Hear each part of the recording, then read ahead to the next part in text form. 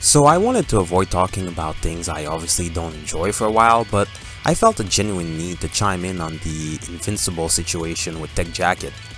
He's simply another hero that got gender swapped and poor excuses were given for the change. I think it's obvious that the feminists, both male and female, are the actual misogynists.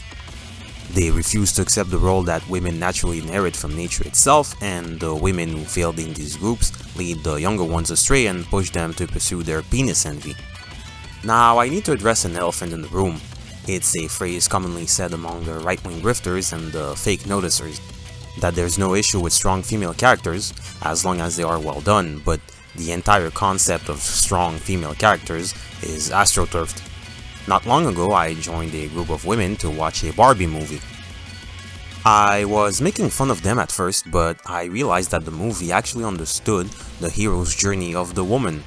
She wasn't fighting or trying to be a man, she was simply helping the prince who did the action. She was a support. It was refreshing to see because often women are just men in modern stories. For as much as I love Terminator and Alien, Sarah Connor and Ellen are actually terrible characters.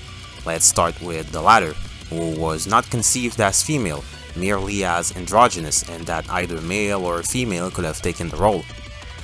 It was the 70s though, so the concept is still slowly introduced. There's still a lot of allegory to maternity in the womb. The second movie is her trying to save a little girl and destroy the embodiment of an evil mother in the form of the alien queen. The intention is still there though, to slowly lead you astray. In the case of Sarah, she is literally playing a man. I've rewatched Terminator 2 recently. The fight scenes with her are cringe. Some of it is believable, the other half not.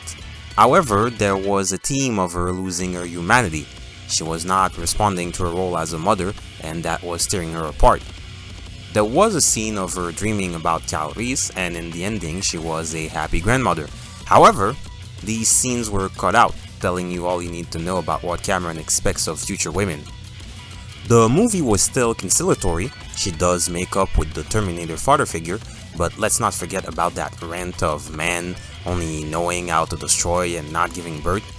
Modern statistics would say otherwise, Sarah. Now, I don't want to sound lefty adjacent like most normal people, but we need to talk about men too. Men really need to let go of that female warrior trope. It's not uncommon for armies to use women as a driving force for men. It's encouraging to think that they are besides us, but they are not. They are behind. Ironically, Rosie the Rifter was somewhat realistic. Women helping by working in factories was a true thing. The problem is that it was a psyop to push women into the workforce, for one, driving down the wages, two, keeping women from reproducing, and finally indoctrinate children in the school system for the women that did reproduce. No, Jeanne d'Arc wasn't on the battlefield, contrary to popular belief. She has apparently openly talked about not fighting, but we won't let the truth stop us from telling a good story. Look, I'm not against the idea of having a female protagonist. I just think that things should align to some degree with reality, or more so, that our stories are parables for reality and should not tell us messages that are contrary to how things function in the aim to harm us. Yes, Wonder Woman is super strong, but she's literally a Greek god. Bayonetta is a witch and she's very sexualized, which is not a bad thing. This is Jackie Boonten, a Muay Thai fighter formerly from the US Olympic team who turned pro. She fights in 1FC. Despite her status as a fighter, when posing in magazines like Vogue, she clearly leans into her feminine aspect. Sexuality is part of who women are. Because of all their hormonal changes and the toll that their body has on their psyche, they are literally their body. This idea that women cannot be sexualized is stupid, because as a gay theater kid once said, they will sexualize themselves because it is who they are. Now the question is, are they going to do it in a way that is healthy or not? You know who does women fighter well? Manga artists.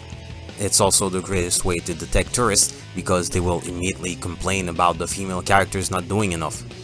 In manga, written by men, specifically shonen, women are second fiddle because it says it in the name, these are stories for young men. Even when the girls fight, they do it in very feminine ways. They are more indirect or are healers. Should every woman be part of that archetype? No, just like in real life, there are women who do enjoy a good scrap, but these are exceptions, not the rule.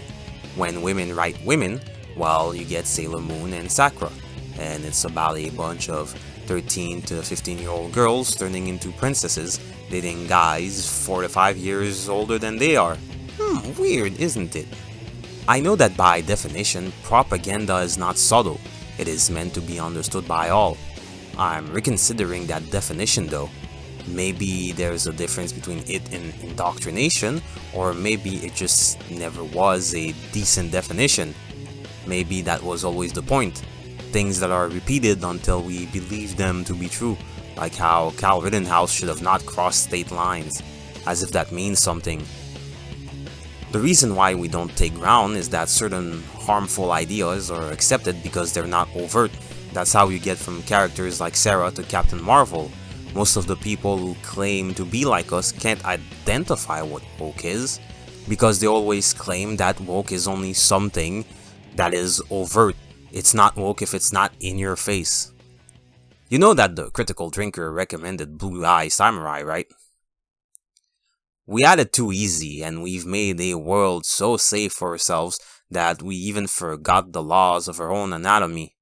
Feminism, like communism, is a parasite that needs a strong society to latch onto because, like a virus, it needs an host to survive. Nowhere but in a bubble can it exist, and like a virus, it will drag its host down.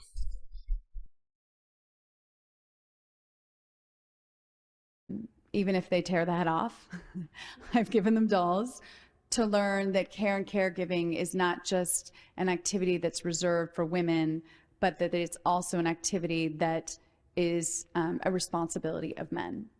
What I've done with both my daughters and my sons is if I'm reading a book and the protagonist is a male, I just change the he to a she. And it just normalizes for my sons in particular. I don't even just do it for my girls. I do it for my sons because I want them to see that women can be the center of a story.